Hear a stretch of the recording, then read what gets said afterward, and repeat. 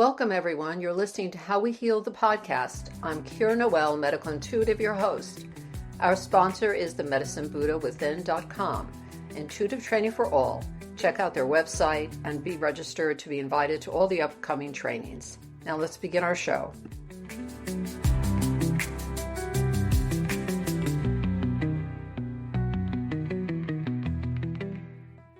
Hi, this is Kir Noel. Welcome to How We Heal the podcast. Today's guest, I almost feel like she can introduce herself, but the world has introduced her to me on so many levels throughout my entire history. Her name is Amy Stiller. We know her name. She's an actress based in New York City, a comedian, a performer, a writer, who's been on an extraordinary journey of self-realization and actively giving us her view of the world in everything she does.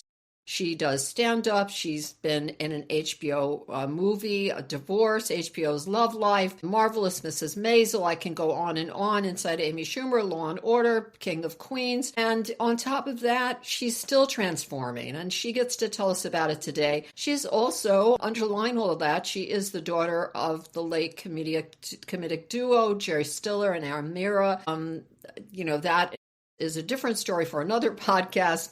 And the older sister of actor and director Ben Stiller. Welcome, Amy. Thank you for doing this today. Thanks, Kier. It's good to see you. Yeah, it's great to see you. The focus of the podcast is really, how did you get to be who you are and bring it? You have become this individual who has her own unique view and her own story and her own way of sharing it, and I love it. So thank you, and I'd love my audience to hear more about that or anything you want to share about. Oh, wow. Well, I just, I feel like in the 80s and 90s, it was like I really didn't know myself. I was a late bloomer. I don't even feel like I've bloomed. I feel like I'm just scratching the surface of things, at this age. I think I'm just developing as I am. I don't, I get tired of the pressure to be something, and it also gets like so boring and ego. But I think that, 80s and 90s were especially the 80s were such a materialistic, ego-driven time. And also I think, what was I in my eyes then, you're forming your ego and you want to be something in the world. And like my brother was like mega famous, and I was a woman, and I didn't know who I was, and I didn't fit into any category. So there was this rush to try to to do something and be something. And I felt really kind of demolished by the world back then. I was just trying to do the things that actors do and like be like wait tables and things like that. But I was also like getting recognized because of my family, and I was trying to deal with that. And now you're the older sibling, so you had a lot of pressure on you. But I didn't even know I had pressure. I was sort of the good soldier. It was like, no, I should be able to do this. I should be able to do this. And it was just misery. I'm depressive as it is anyway. But no. And I was very angry, I was very angry at my brother and the world. Really, honestly, and I felt like I was like bouncing around like a pinball machine. To be honest, I wish I had finished college because I had a really great writing teacher, Doug Delaney, and I had this amazing art history teacher, Joan Brigham at Emerson. And I'd never been an academic in school, never disciplined because my parents they were not the kind of people who helped me like prep for the PSATs. So then when I didn't get great scores on the SATs, like I felt like a failure, and I was intimidated, and then I started to sort of like enjoy myself, and then no, I've got to go to theater school. It was almost like I had to compete with my brother and compete and like, oh my God, I'm going to be old. How long am I going to be young and pretty? And like I've got to make it now. There was really that feeling in the 80s. There is pressure on women. There is pressure on women. But it made everything miserable. So of course, like I did not show up in the world in a very joyful way. And I really look back and everything was just like, like putting on makeup, going to aerobics classes. I think at one point I went to 3 aerobics classes a day at this place called Bjorkman and Martin, where this woman, God bless her, Lee Martin, I don't want to say anything negative about her, but I just felt like everybody was on cocaine. If they weren't on cocaine, you felt like they were on cocaine. Well, I used to get my hair done at John Delury in Soho, and everybody was buzzed on cocaine. That's why they made my hair bright white one time. Oh, wow. I only To did cocaine once and I don't what the world remember. was doing. Yeah, yeah. I'm not a drug person. When I smoke pot, like I end up getting in a cab and saying, "Is this a 50 or a 20?" So that's not my idea of having a good time. I really like just I totally just can't function. But maybe I need to So you take. had, it sounded like you had like under, what was going on for you then? Were you just figuring, trying to have your own time to grow into being who you are, and you just felt you had to be in the world and doing acting and Well, performing? I wish I was growing and enjoying. Like I envy people who say, "I loved college. I loved learning these classes," and I think I started to have that, and I think I was scared of breaking away from my parents somehow. I don't know what that was. I don't know. I think I have independence issues, like karmically, maybe from another lifetime. And so what were you going to say? What were you saying? Like, yeah. So, I mean, I always knew I had talent, and I really loved being on stage, and and doing imitations and stuff. But I didn't. I don't. I think I just was. I was so angry that I couldn't open my heart. There was so much pressure that I just couldn't really enjoy myself. And then I felt like, like I had a relationship that I think cracked me open. It was toxic, but as Ann Meara said, you got a lot of good and you got a lot of bad. And it like cracked me open. Good. That's what she said. Mother would be proud. But it was like it sometimes you're drawn to an experience because it's a karmic thing that's meant to happen. And like that, it was around the time I was 40, and I left New York and I was in LA, and I wasn't really with my tribe, but I was just tired of, I was felt trapped in something. And this person like had what I felt was a voice in the world. So I kind of deified him. And then I think weirdly through that, it helped me actually find my own voice, which I'm still finding, and courage. And, in some ways, I think my dad always he was very protective of me and Ben. And he also just kind of wanted to bring me up to Ben's thing, and that's what it is. You're doing your own thing. But like I did this Jane Fonda imitation. It was almost like, like do the Jane Fonda imitation. See, people will know you can do this. Like it's like these little tricks. And then I think when I did this play, Seagull, Woodstock, New York. I mean, I'd been acting before, but I did it in 23, and Scott Elliott cast me in that, and I really appreciated that because he knew my talent, because I worked with the new group years ago when it was like just a little embryo of a theater. And like, most nights I felt like I really reached some places, but it was a lot of pressure. It was a lot of pressure too. And I was just also coming out of the grieving period and selling my parents' apartment. And then we sold Nantucket. And that was when I was going through some physical stuff that you helped me with right before that, where I was having these crazy gushing nosebleeds out of my left nostril. I think I was absolutely on overload and exhausted and processing so much, but that I didn't know I was processing, and sleep deprived. I mean, everybody, I was calling, I looked up Kier on the internet, and that's how we connected. And I was like calling Kier every like, I don't know, As few needed, weeks, on demand. and she helped. Well, But I don't thank know you, if that's Amy. answering any of these questions. Well, no, the question is, it's just like, were you behind a shadow maybe that was that was like oppressing who you are? I get, Yeah, and I think I mean, I it, can see that possibly happening, right? yeah, I think that eclipsed everything, and it put me in my ego a lot. You know what I mean? Yeah, right. You couldn't be out of your living freely in your heart. Well, because I was angry, and everybody wants to be something in the world, and then you see your little brother get mega famous, and he's getting chicks, and you're like waiting tables, and you're meeting weird men. Not a good deal. That weird men, but I mean, like I just was like, I'm pretty. Why doesn't anybody want me, Mama? I'm just joking. I know I'm you're doing some a but show but for it us. became, like, and the more you want something, like the more The you worst, push it oh, away. that's the worst So place. everything became very like da da da da da da da da da da da da da da da da da da da. You like, it was just, and I think some people, I think people also like picked on me. They'd be like, "And what are you doing? What are you doing here, waiting tables, or what are you doing here?" And some, massaging. I was foot reflexology. Worked in retail and different things and checking coats, and I didn't know what to do with myself. Also, yeah. Anyway, I was absorbing a lot of my parents. I clinged to my parents because they were such warm people and joyful, fun people in the world, and I was like, I don't like the world. I want to be with mom and dad. Yeah, of course, they were magnificent people. I mean, everyone who I've met, and I met a few of your friends, thank you. I Yeah. just spoke to Bill Wheeler, and he's like, those were the Oh, most amazing. Bill Whedon, Bill Wheaton, he was, who yeah, he's he wrote for my brilliant. parents. And he was just gushing about how wonderful they were. Yeah. So, yeah, so of course, like being with them was a wonderful, warm, cozy spot. It was like lovely, happiness, joy. But then, and your brother eclipsing you in some way early on, that must have been horrible for you. Well, especially with the misogyny and the business and just the Yeah, 80s. this is before me too. It was me, it's me, mine, and not yours.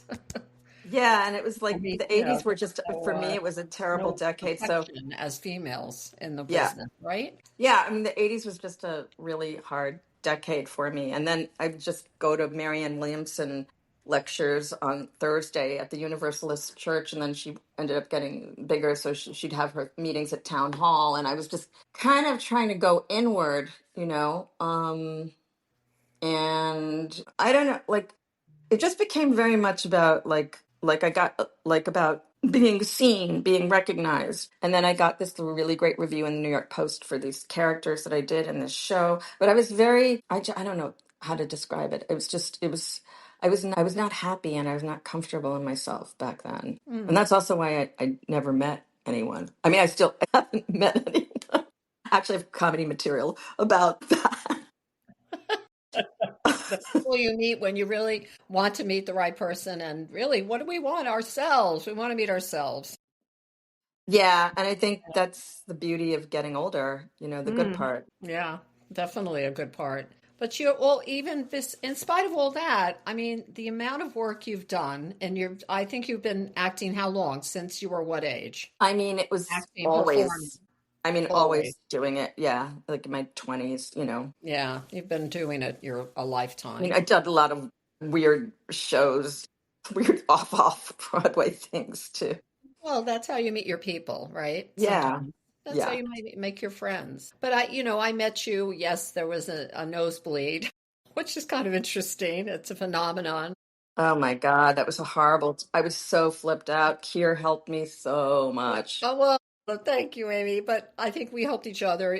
It's a collaborative event to heal. But I think in spite of that, then there's been this new, like, kind of rebirth and expansion of your being and who you are and what you do. This next chapter is opened up, Yeah, I which is, definitely feel that. And it's weird. Like I just feel like the grieving thing, with your parents, there was just so much to muddle through because it was really like 10 years of them declining and it really took center stage of everything. But in some ways, like that clears away the bullshit. It makes you realize what matters. And I feel like a very different person than I am, even than I was 2 years ago. And it's just kind of settling in now to what is the next thing. Like I did this a really cool 10-minute film that went to Tribeca, and so yeah, that's tell us about the film because I oh got to see some of yeah. And I it. did this other feature length film, Small Potatoes. I'm not sure where that's going, but I really felt great about my work and the quality of this film. It was so funny because when I read the script, I went, oh yeah, it's good, but when she filmed it, it was like so amazing. So Mm. it's called Fire at Will, and it's this Jewish family, and the parents are getting ready to go on a trip to Africa for the husband's 60th birthday, and she like surprises him with a trip to Africa, and they gather the children around. She's like, we're leaving on the red eye tonight, and we're gonna like settle the will now in case we die. And then it gets really crazy. And it was based on a true thing that happened to the writer and director Morgan Greer, where it just kind of went crazy with like, I'm making you the executors. Wait, what about me? And then it's like, and it ends kind of, it has this ambiguous ending. But I mean, they still And go to Africa. that's the Tribeca. That was in the Tribeca Yeah, Film yeah. Festival. And it went to all these other film festivals too. That's great. So it was a really quality film, and that was really, really Yeah, I neat. saw you in it. It's amazing work. But Thank you.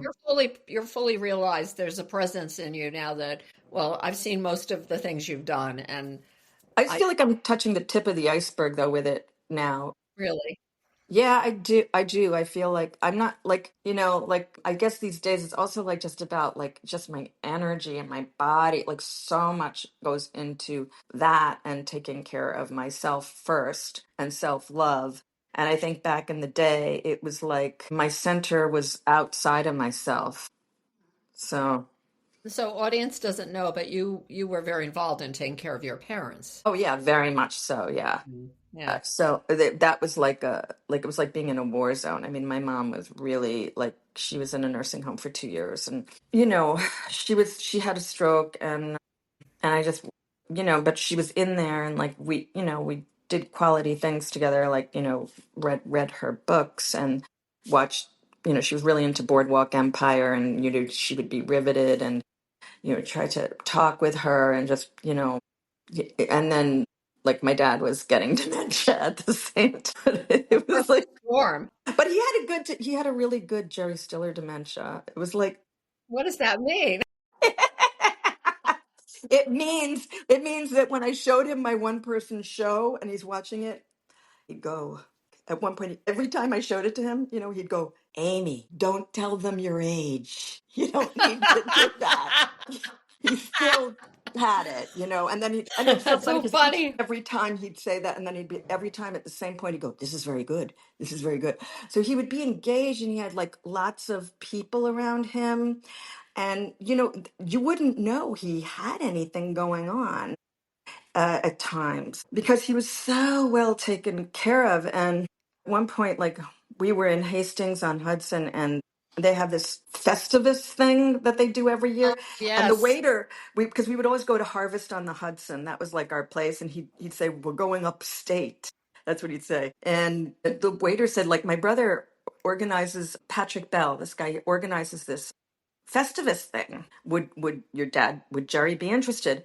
And we brought him there. I was like his agent, and like he was on camera, and he was, he had like the dementia like plateaued. What didn't get really bad, like it was really, and he was like, they were interviewing him, and it was like perfectly fine, and it was Right. great because he still had it. They were like talking to him, and it was, he just would really come alive around people, and the house was always filled with people, and like his nurses aides were amazing, like Hmm. Mairead, Angela. I mean, like at night Angela and him would watch like jazz documentaries, and they'd talk about it.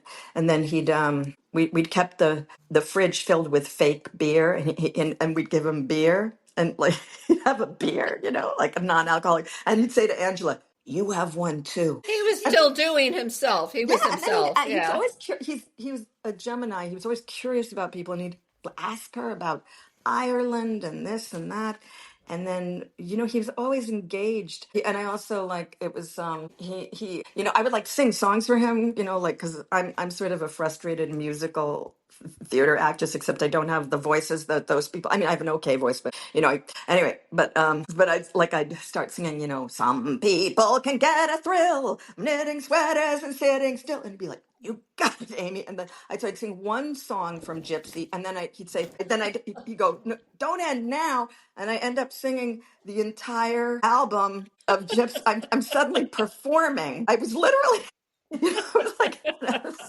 And I'm like also getting off on being the musical theater actress that I always wanted to be. And I'm doing like the stripper song. Wait, that was one time. This is I'm Oh doing, no. you can, you can. That's how burlesque was made. He goes, "Good, Amy, good." So that might have been a little weird. Well, you were close, I assume. You were very close, you and your We were dad. very close. Yeah. Yeah. And then Oh my God. Hmm. It was just, there was so many things that were hilarious. He was really funny. He was just really funny. I bet he was So, funny every day. Yeah. yeah. I think that was his nature, right? He didn't have to figure that out. It just is who he was. And It is who he was. I think the dementia helped him deal with my mom. Believe it or not, the dementia was a blessing because it helped him, it buffered the pain of my mom not being there. Oh, maybe. Huh. It's so funny how something can be a blessing like that, how that Yeah. can be a good thing, because Yeah. it was maintained because we got very proactive with helping him. But if he was in a nursing home and we didn't have money, forget it. Oh, it would have been a nightmare. It would have been a night. He would have been dead in 2 months. So he Yeah. had a really nice run. And like we'd take him to the theater. Mhm. We had parties. We had a great 90th birthday party. We had all these events with him. So Beautiful. so it actually wasn't, I mean, it was stressful because, it was what it was. And, you knew the end was coming, but it was okay. I think actually when my mom passed, that was like a big relief because, that was hard. Hmm. Yeah, it sounds like she had lost a lot more while she was going. Yeah, Hmm. yeah. I mean, she was in bad shape. She was like, she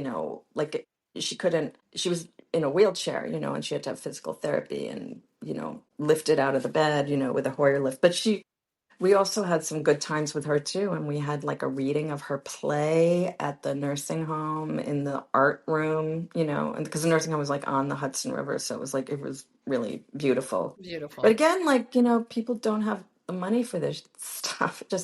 It's barbaric.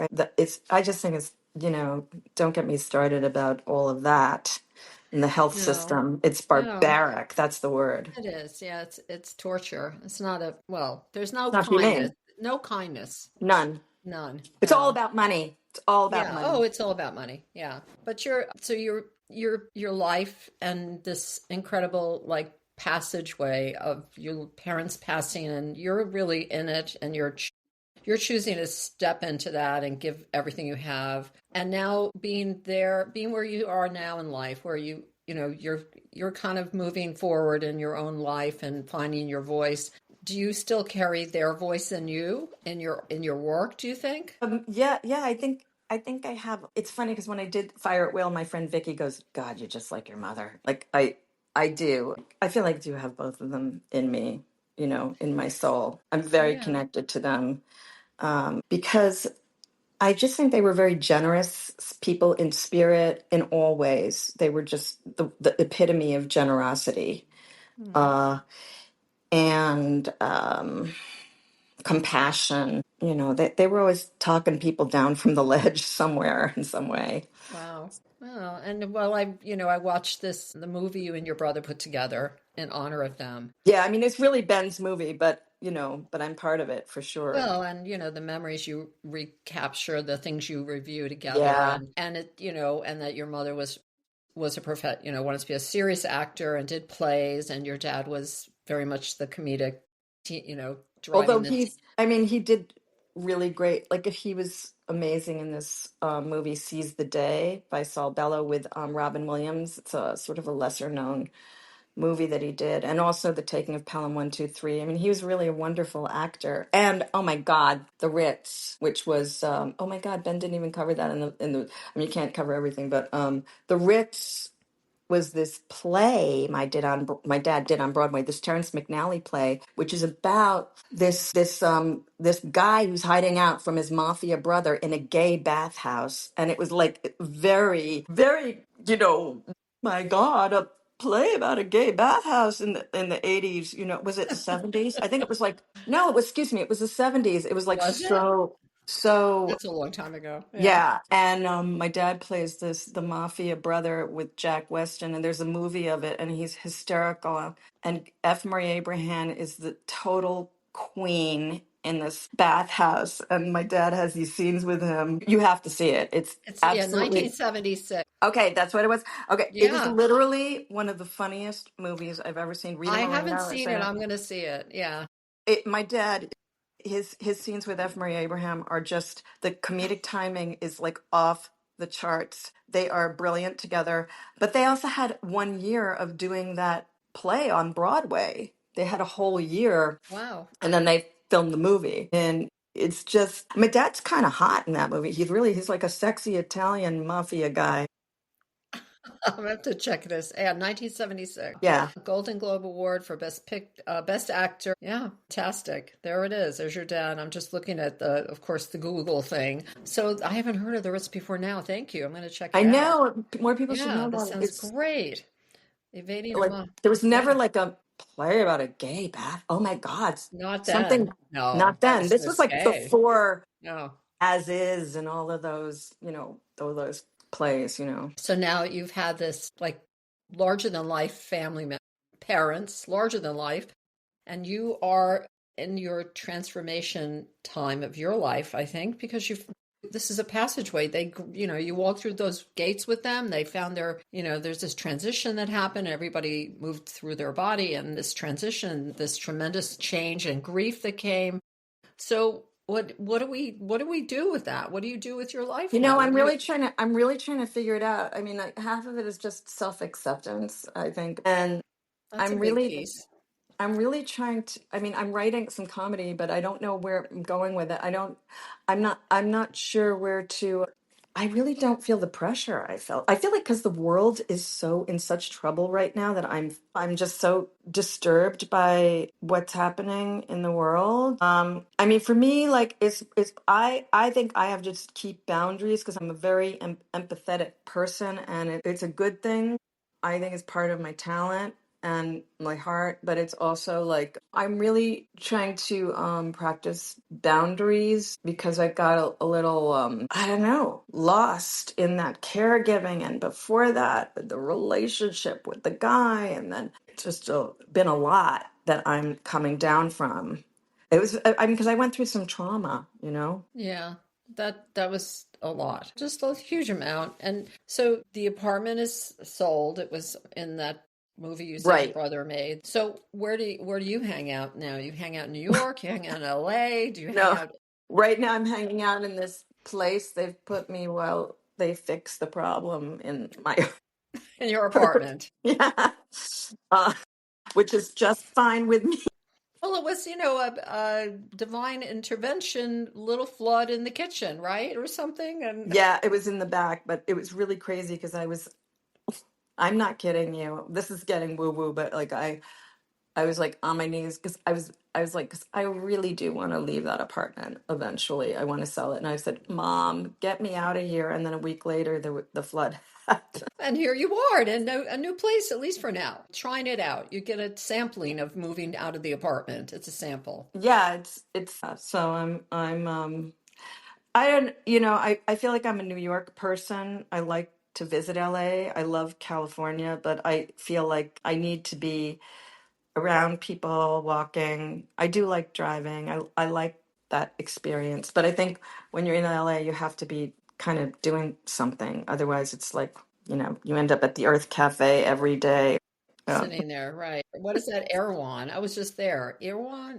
Erewhon, yeah, you mean the one on Beverly? Is it Right. My still there? daughter took us. She's like, I'm taking I heard they vamped it up. it's vamped, and there's, extreme makeover clothes shopping next door, and lifestyle of sitting outside the cafe on your computer, Yeah. creating reality, Creating reality shows, creating something, I like, creating, just like yeah. making things happen for your life, I, which is I, yeah, it's just different. Here in New York, you're going to do that in your own apartment. You're going to be writing, creating, and then we go out, we walk and talk. We talk to people. It's a little right. I different. talk to a lot of people, and because you're up close with people, I think it's healthy, so It you're not is. isolated. But I do like the space of LA because sometimes you need the space. The outdoors and the low height on the real estate is Yeah, I love that. I love the 2 and 3 story building general look. And the foliage is amazing in LA, the foliage. So what are you working on? What did you just come out of that we should all check out? You have that Fire at Will, yeah. And I did this other movie, Small Potatoes. I'm not that's sure Small where that's going. Potatoes. But you've done some stand up too, aren't you doing? Yeah, I'm just doing that for fun and honing that. And sometimes I'll go to an open mic under a pseudonym, sometimes Oh, not. really? Tell us Yeah. about it. What's the pseudonym? Don't I don't tell know. us. Sometimes I'm Amy B, or I'm Amy Bell, or I'm Amy Amy Sawyer. Bell. Yeah, Amy B. Oh my God, I did. Oh, it was hysterical because I went to this open mic and it turned out it was all men. It was all like, mostly younger men. And I did, I did the material about this horrible, I did the material. I don't want to give away too much material, but like about this really bad date I went on with this guy and just like and then I just said my whole thing is like, it's like it's really great to be here on 63rd Street, but I, because I had sex with someone on 63rd Street about 4 years ago, but he's dead now. Keep So I'm going. free. I'm like Match.com. Sometimes I do. Anyway, but I did this whole thing and I was talking about, how he farted, I think. I don't remember. I blocked it out. And just like running into all my girlfriends at the Clearwater Festival and I'm like, I shouldn't be with this guy. And like I'm holding his hand and I'm like, but wait, but I know I'm gonna have sex with you. Because it was like I was just like I needed to just see if my parts were functioning after all the caregiving. That was like the purpose of him. Anyway, It's a it good was purpose. it was really hysterical. And anyway, the thing was I just had these young men eating out of the palm of my hand. It was hysterical. They loved it. So that It's was so really fun. funny. You're very That direct. You're right to the rawness and the root of it I mean, all. I have to do the whole bit for you, but I mean, I really feel like I have to do it more. I have more. I feel like I want to do stuff about my identity as taken from like I had this real Facebook interaction with somebody on private messenger where I lost my mind because I had sex with my ex-boyfriend and I was just like I lost my mind. It, and all of a sudden I was like, wait a minute, I'm not a stiller. I have a vagina. And you looking at me like I'm a stiller because I felt like I had like lost my sexuality and the caregiving and all this stuff. And then all of a sudden, this guy, he was just very innocent and he was just trying to connect with me about something. And I just felt like I wasn't an individual and I wasn't like it just brought up like this sadness about how I hadn't had sex. Waking it was sort of like kind of talking to him like a diva. I was like, look, Jackson, that's not his real name, like, look, I can't talk to you right now. It was like 3 weeks ago he had said, will you read my script? And I'd be going, look, Jackson, I don't have time for scripts. And I turned into this maniac. I'm taking it out of context. You had to I be there. like it. No, but it's funny. But I literally it almost wrote itself because I was in a distraught state because I just had sex with someone who was very toxic and it made me crazy and I became a mad woman and I was very upset and then you came in and healed me along with other people and now I'm better. Oh, I did that too. Oh God. Ah, Well, I but hope when I'm me- having issues, you'll heal me, well, Amy. it's better to be a lesbian is what I'm trying to say. Is that what you're Yeah, saying? heterosexual men suck. Okay, so that's why I'm alone and I can pleasure myself. It's just fine. All right, there Yes. we go. Damn it. That's right. Damn I it. mean, I don't. I swear to God, it's like I do not know yet what a real intimate relationship is. I think I'm going to find that out because I'm just still. I think I'm in the process of really just like finding out being me and setting stronger boundaries. I think if you want to know the truth, that's what I'm doing right now. I don't even know how much being in the world even matters. I think that will happen on its own. So, Oh, but maybe, you were surrounded by people who really kind of needed you, and you showed and I'm up a for that. giver. And I'm a you giver. showed up for that. So But they it's like my picked, nature. Like, what else was I going to do? And I'm good at right. it. What else were you going to do? Were you going to just walk away and, I would you know, couldn't have. It would be too heartbreaking. It no, just but was natural, but it didn't feel. I mean, yes, it was a burden because it was exhausting, and I was going through menopause too. I mean, I was exhausted. Like, it just was a natural thing to do, and I always like when people say like, "Oh, you're such a good daughter." It's like I don't know what that means. Like, what else am I supposed to do? Be a bad daughter? yeah, Be who a, wants that title? Yeah, Bad yeah. Daughter, part one and part two. But what I'm listening to you now, Amy, which I find really refreshing, is I'm not hearing the actor, I'm hearing the woman. Like, I'm I hearing a think, person. It's not a performance. It's not, you're coming to this interview, this discussion from your personal view, not I have a persona I wear, I'm their daughter, I'm Ben's sister, I'm these characters I've played. You're just being a human. You're a human struggling with the same issues and concerns we all are, and the world is blowing up. So, guess what? Not the time to be considering creating a big ego experience in the yeah, world. it just doesn't it just feels different. And in a It weird does. way, there's a healing in it because it's bringing people closer together. I've had very, intense conversations with people of many varying points of view on things lately, healing it with people who are not necessarily seeing things the way that I'm seeing it. And it feels really good to do that. Yeah. I like to listen to other people's ways of seeing things. And if I don't agree with them, we don't have to fight about it. We can Because I just have think that different views. everybody's heart is in the same place. And I was watching this Ram Dass video that was on Instagram where he was talking about listening and how people need to feel listened to. And that's, what I think it's the way people are screaming at each other. And also there was this Muslim woman who made this documentary about some Nazi guy who then turned in, he turned it around and he realized, this is not the right way to be. And he opened his heart and he's not a Nazi anymore. And she kind of came at him with empathy and it softened him. And now he's not that same person he He's was. not And I as, think he's not of those beliefs anymore. And I think that is kind of the problem in the world, is that there's people aren't listening to each other and there's no empathy, because no matter what side you're on of whatever it is, there are people screaming at each other, and it's out of fear. I think it's all coming from the right place, but it's dictatorial, and people don't respond to someone saying you should do this, or like right. just extreme things like that. And I also just think, I just want to say, like, I just think I'm really disturbed by the anti-Semitism, and I'm really disturbed by the Islamophobia. It's like They're both really, equally as disturbing. Yeah. yeah, it's Yeah, not it's like good. why are we, I guess the power of the disturbed media or disturbed information that's sent out to masses is that it makes us hate each other.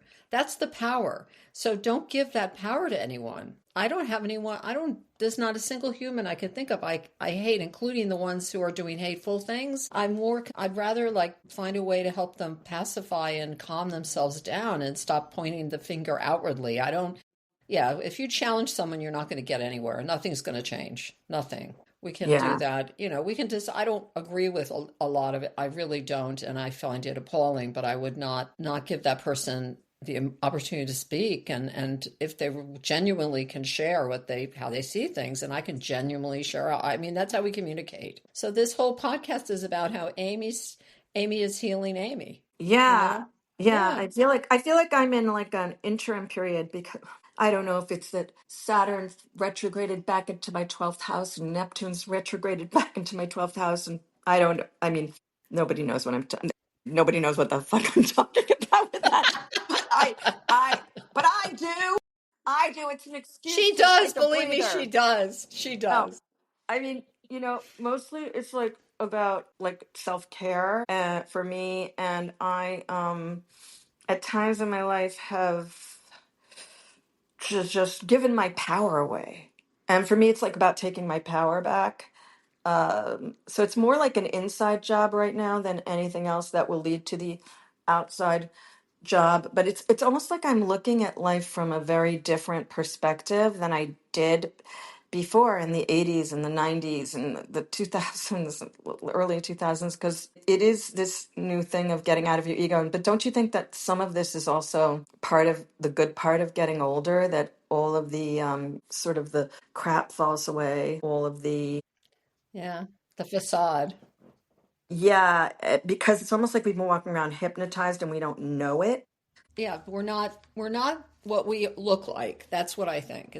We're not what we look like. We're not just this exterior being. And finding that out was awakening to me. And then becoming, the exterior starts to become the interior becomes the exterior, and it's bright and it's explosive and it's boisterous and it's loud and it's soft and it's gentle and it's everything. It's, every dark little thing I have inside is I wear it outside now. I wear it outside. I'm not hiding that part of me anymore. I'm not hiding the disturbed part or the unresolved issues. I have it all with me, and I have that as well as the wonderful, comfortable parts of me that are all have been at ease for years. That's the Right. balance. The balance is to bring it all, I find. So you seem Yeah. to, I know you do bring it all. Thanks. And I also think it's just like when your vibration changes, like the people you hang out with change. Like you're naturally drawn to, the right people. And then, you're drawn to who you're supposed to be drawn to at different parts in your life to learn different things. And that's what's going on with you. And you know what I mean? Like, To, yeah, so, kind of accept what happens in your life is meant, it brings what I know for myself is whatever I need to heal or work on in myself or have realization about. I generally am going to track those influences into me that mirror that I have. That they're going to mirror what's going right, on in me that needs to be attended to. right. How, Like-minded people. yeah, we just mirror each other. And the mirror that you had for so long were these magnificent parents. And how are you still getting a good, do you have a nice mirror with your brother these days? Yeah, I do. I mean, he's very work, work, work. I mean, numerologically, I'm a seven. My mom was a five. My dad was a six. I'm a seven. He's an eight. I know that means nothing to anybody who's listening, probably, or some people. And what But does it mean? Do you know what an well, it eight? means like five is like bringing people together, and it's sort of the traveler. It's a number of appetites and freedom and expansion. Six is like family. It rules theater. It rules responsibility. Seven is spiritual. It's more inward, and eight is like manifestation in the world and Oh, and he's power. manifesting, a Yes. So manifester. Okay. he's doing what he's supposed to be doing. Oh, that's great. My mom used to say, "I wish you could both like have a like." It's almost like we're two sides of the same coin. Like Hmm. like we both can help each other, because I think I have things that he doesn't have, and he has things that I don't have. But I also acknowledge like sometimes like he knows things I don't know, and then I know things he doesn't know. But I think at the end of the day that like we both really care about each other. We're also both very complicated people, and I think there's kind of like, but there's like a psychic pipeline with both of us too. Some kind of deep connection that's a family, a soul thing or something. There's goes beyond anything petty. Like there's just this deep core connection. So like if I'm performing and he's in the audience, I always feel safe with him in the Hmm. audience. I always know he's So in my sweet. corner, even though sometimes we've had it out with each other at times. But it's The siblings. yeah, yeah. But it always ends well, and he always he has a lot of integrity. Well, and when I met you, I was like, Ben who? Because I like your energy. It's so inclusive and expanded. And I'm like, this, you bring this light to the space. And I was like, Thanks. But I oh, don't what do think you I'm know? competing with him in the way No, I I don't think was, you are. No. no, but I was for many years. But Mm. I don't think it was my fault. I think there was a lot in the culture that was coming at me that was encouraging that, and you don't know anything else, you and someone's like that famous, and then you're trying to just, I don't know, find yourself, and like I don't know, like I said, I wish like I had stayed with that writing teacher, and that art history teacher, because I was like reading this paper I wrote on modern art, and I'm like, wow, I did like I'm learning things as I'm reading an old paper I wrote because I forgot that I said that, and Wow.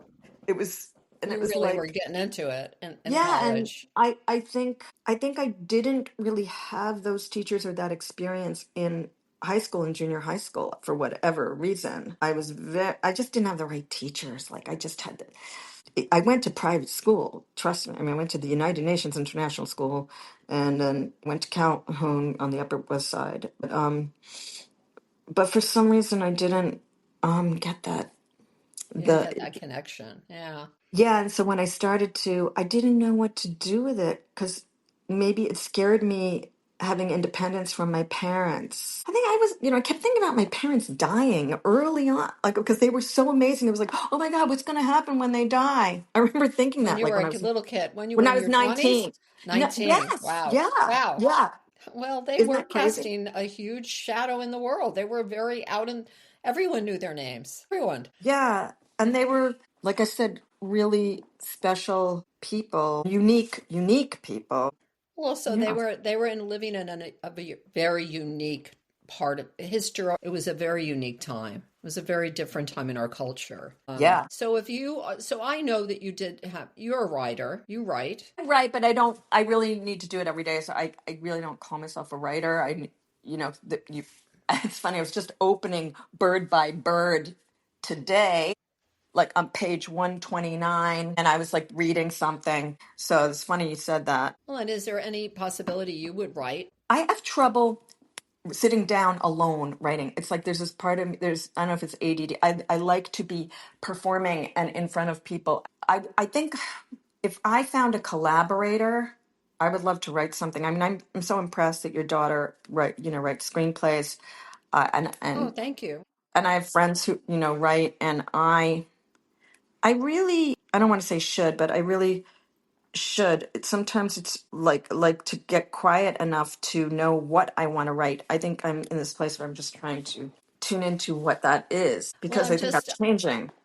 I'm just thinking about, well, I'm observing as you are the world and what's going on. And I think of all the magnificent, visual arts that can be created out of this time.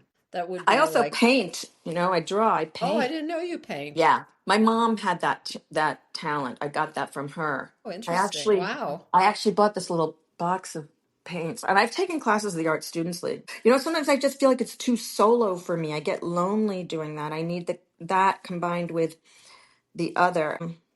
I think I'm coming honestly, I think I'm coming down from a lot.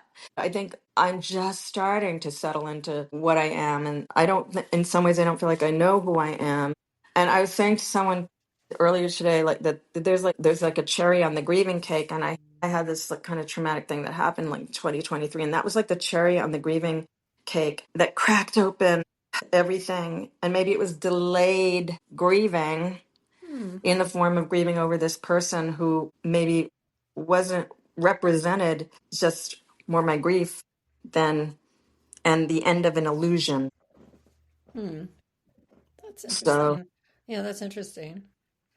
it's like grieving the end of an illusion of something outside of yourself doing it for you. And I think that's what I'm in this place of. And I'm like, well, now what do I do?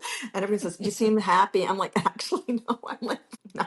I'm like, what? What do I do? Like, you know what I mean? It's like weird when the noise drops away and you don't deify somebody or make that thing the brass ring that's going to save you.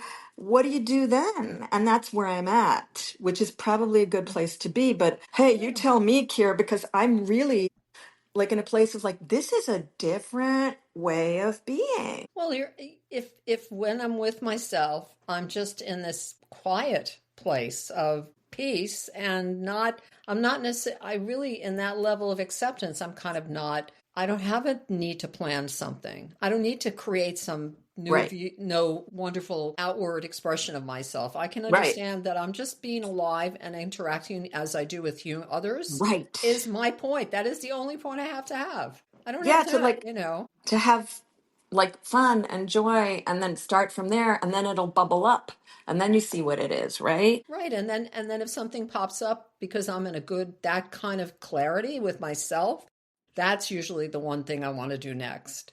I It'd be think that's where I'm at okay. because I'm just getting to this clear. I cleared out a lot of schmutz in the last 2 years, including it's funny because like even the apartment. I mean, that was like a little earlier, but Well, I think your mom and helped. what? Your mom helped get rid of that for now. Oh yeah, with that, yeah, and now I'm clearing out more with like this final thing with the apartment, and then I'm probably going to sell it this year, next year, and so it's like a new beginning.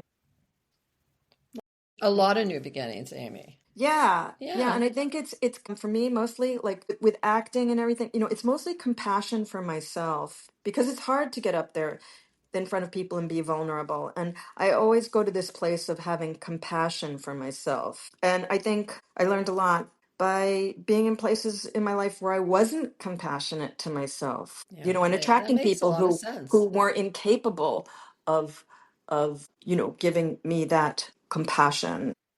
So, and I'm always like sort of like the maternal one helping other people, but it's about like help, like not to sound trite, but loving myself, really, really, Hmm. Loving who and you are. Yeah. and and I think it connects us with other people, and I mean, I definitely think it's like maybe I'm going to explore intimacy now because I think I'm terrified of intimacy. I think I've been Yeah. terrified of it. We all Yeah, were, Amy. Most of us are. It's not that you're not alone. yeah, Most it's of I but have it's those also issues. like it's what we want, right? It's the that thing we want. Yeah, well, we want to be able to just be who we are without no shield up, zero shield. And that requires me trusting humans. And I have this little hesitation, Well, completely, sometimes you you shouldn't. know. Sometimes Well, they're no, I don't mean you should trust anybody. I think you have to be very careful about who you trust. yeah. But once you meet that person that actually deserves that trust, how do you bring it 100%, And I have, like most of us, I have had my tragic Right, abandonment because issues. you have some stuff in your past. Yeah, you Yeah. know that. Yeah, and it's going to be, it's a cloud. And when I'm in that place where I let myself trust, I'm usually kind of terrified at first. But you're Terrified. so aware, and you're working through it, and I that's what am matters. aware, and I'll do it anyway. I'll say, okay, it's okay. I will take my arms, wrap myself around, hug, go. It's okay, Kier. I got you. Let's do it anyway. Right. You And there's this know, whole thing about putting your hand on your chest, like saying, like just, yeah, and just I do all that. self-soothing. Yeah. And I'm also I didn't mention that, I'm taking a mediumship workshop Oh, actually tell us. with a wonderful woman named Laura Warren, who I met through, like, I contacted her when I was going through some stuff. And she's amazing. So I mean, I don't know if I'll ever be a medium. I'm definitely intuitive, but I think it's going to help me be more in that space of, of softness in the powerful way that softness, meaning of softness. Yeah, the more vulnerable you are, the more power of your own voice you have. The more. Right. Yeah, that's a very strong stepping into who you are, stepping into her, and just bringing her to everything. That's a big statement. That's a transformation. Why did you go through all this? I want to ask. Why did Amy have to go through all this struggle and suffering and pain and, kind of taking care Getting of in my own way. well, and Getting in take, your own way. yeah, That's but what it taking is. care of the people you love that wasn't really getting in your own way. That was just you being kind and loving and bringing your compassion. But then, like, all that happened, and it shook your life. It shook you. So what's going to come out of that? What's going to grow in Amy now? I want to see what's going to grow. Well, I think there's a weird freedom in your parents being gone because you're you now. I've had that for 35 years. I do Right. understand this. I love them, but Yeah, of course. I love but mine they were too. always overcompensating and this and that, and they had their own stuff, and I don't have to carry that anymore. So there's this empty space now as I stay in this luxurious apartment, waiting for my space to be reconstructed, which feels so metaphoric to me that that's happening in my It is apartment. metaphoric. Yeah. Yeah, Yeah. and I think there's I how do I say it? I don't know. Like I'm like there's a there was so much noise in my life, and now it's like letting go of the noise. There's sort of like I don't know, like why do I feel sad? There's a sadness like in letting go of what was comfortable or something. I don't know if it's sadness, but it's I maybe it's just that I'm feeling. Yeah, you're feeling it all. Yeah. Oh, but a brave interview of you. Cool. I love I this. this is not Amy on stage. This is Amy Stiller, who she Well, I as hope a to bring more of this on stage. I have a feeling that is about to happen. and to just let go of the ego. I mean, it's hard to do that because, the thing with acting is like, you are being judged, but then you have to be, it's like such a paradox, Right, being and therein you, bringing lies the you. rub. Yeah, well, you were saying something better than I will. Yeah, Or as my dad said, if everyone could do it, they'd be doing it. your dad was truthful. Well, yes, he lives on in your mind and in your words. He does. Yeah, He does. he was a good person. He Mm. was stubborn though, he didn't listen. But it's like my mom and him were very funny together. But they weirdly balanced each other out, even though they lived on different planets. They were really funny together. They adored each other. Yeah, that was obvious in the movie, the clips that your Yeah. brother and you put together. So Yeah. to find you and hear about what you're doing, do we look you up on Oh my. Instagram? Yeah, look me up on Instagram because I think I might have to. I don't even know what's happening with my website. I I just have never been good with that. I have old stuff on my website, but I don't feel like I don't know. I'm like this promoting myself. I'm not in that place. No, but I we can don't watch know. you in Fire at Will, the Yeah, Fire film, at Will and this Fire with at the small Will. potatoes, which I don't know. It's And Small making some Potatoes is fest. going to come out in some I don't form. some form. And I Uh, love the name. I love the name Small Potatoes. yeah, And this recent film, which you are a part very much, very integral in the film your brother produced. yeah. It was. I Um, loved the way it was edited and stuff. I I mean, it's I couldn't do that. it's a lovely documentary. It really is. It I'm so just happy people are moved by it, and mostly I'm happy that people who didn't know my mom are knowing her, and people who didn't know about Stiller and Meara and sort of the other side of Jerry Stiller are getting to know him, and maybe people will look at like movies like The Ritz or yeah. Watch the Ritz. I read about it. oh my God, you're gonna crack up. I'm gonna laugh so Him and hard. Murray Abraham were like I pee laughing at those scenes. I'm gonna definitely watch that, and everybody else should too. So I want to thank you so much for coming on, and I have a vision of a different home for you, and not, it's definitely New York. I'm sensing, but the apart. Is this my Yes, the psychic? psychic, the intuitive current in the day. I stay in the now. Yeah, I I don't don't do know what the next place I'm gonna live. I'm not sure yet. something's coming soon, and the piece of that your home was flooded gently by your asking your Crazy. mom was perfect. We have to Because say now I have thank like, you. because I Thank don't you, really, mom. yeah, because I don't really, Thank you, you know, Amy's mom. it just wasn't, I was feeling like I got to get out of here. I got to get out of here. I'm tired of it here. There's just something that's just not, I'm outgrowing this place. And then it was like, Here comes some water. It's the it's a, flood. Get your kayak ready. Get your kayak ready. So when you're upstate, please tell me when you're up in my absolutely. neck of the woods, and we'll get together. Thank you so much, Amy. Thank you, Kira. This was You're great. such a great spirit of generosity, compassion for I'm yourself trying to too. figure it out. I feel like there is something coming and I'm sort of in this interim place of some sort. Yeah, and while you're in the interim, The enjoy New interim. York. Enjoy it. Yeah. Yeah. Yeah. Yeah, that's great. Amy, Cool. thank you so much. And You're welcome. sending you big love, big hugs, real Thanks. hugs. And yeah, intimacy with ourselves first and foremost. That's what I'm at. All right. And Yeah. look forward to the next thing your body decides to do with the beauty that you bring. Thank you. Bye. Thank Bye. you. Bye. Thanks. We want to thank the following people. Jennifer Maidman for original music. Listen to her on iTunes and Spotify. True English of Upstate Podcast Studio for sound and recording engineering. And all our executive producers. See you next time.